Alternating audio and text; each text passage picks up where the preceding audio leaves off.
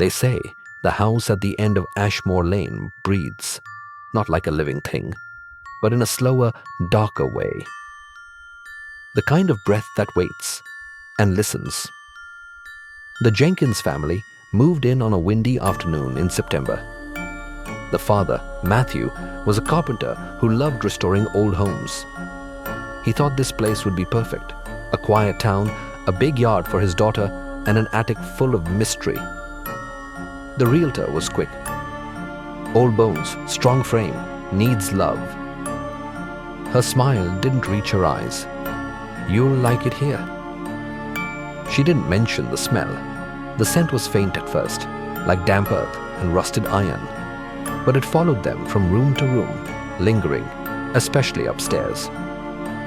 Matthew's wife, Claire, noticed it first. It's like something died in the walls. But there were no dead animals, no mold, no rot, just whispers, soft slithering sounds at night, like breath through the keyhole, like voices that didn't want to be heard but needed to be. Their daughter, Emily, was only 6. She was quiet, artistic, a bit too smart for her age. She found the hidden room behind the attic wall 3 days after they moved in. "It's my room now," she said with a grin, dragging her dollhouse inside. The room wasn't on the floor plans. There were no windows, just wood, dark, cracked, and old. Symbols were carved into the floor, ones Matthew didn't recognize, but he told himself it was just an old tradition, maybe pagan, nothing serious. That night, Emily started talking in her sleep. At first, it was nonsense, mumbles and whispers, then names of people they didn't know, then screams. Claire wanted to take her to a doctor. Matthew insisted she was just adjusting. But the house was waking up. Light bulbs exploded when they argued. Doors slammed themselves shut. Cold air poured from the attic even when the windows were closed. Emily grew distant.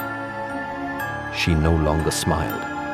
Her drawings became darker, figures hanging from ceilings, shadows with no faces, blood pooling under staircases.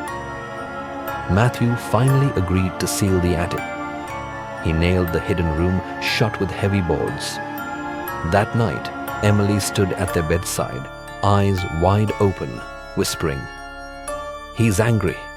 He says the room isn't yours to close." The whispers became louder. Neighbors stopped waving. Mail stopped arriving. Even the dog disappeared, just its collar left in a neat circle of ash on the porch. Matthew dug through town records, trying to find the house's history. What he found chilled him.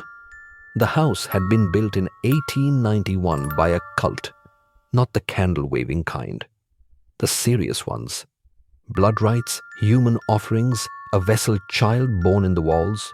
Each family that moved in lost someone, a child, a wife, a soul. Matthew ran to the attic, tore down the boards. The room was gone, just blank wall. Then Emily laughed from behind him, a laugh not hers.